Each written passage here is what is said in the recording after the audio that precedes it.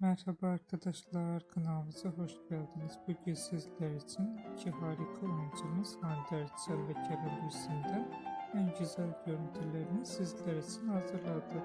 Hande Erçel ve Kerem Bürsin çifti Sen Çal Kapımı dizisinde Eda ve Serkan karakterlerine hayat vermiştiler. Onlar bu dizide sevgili olmuştular. Bu dizi bittikten sonra yollarını aldılar. Biz de sizler için onların en güzel ve en özel karelerini hazırladık. Bu videoların devamı gelmesi istiyorsanız da kanalımıza abone olup yorum yazmayı unutmayın. Kanalımızda daha birçok video bulabilirsiniz. Bizi izlemeye devam edin. Herkese teşekkür ederiz.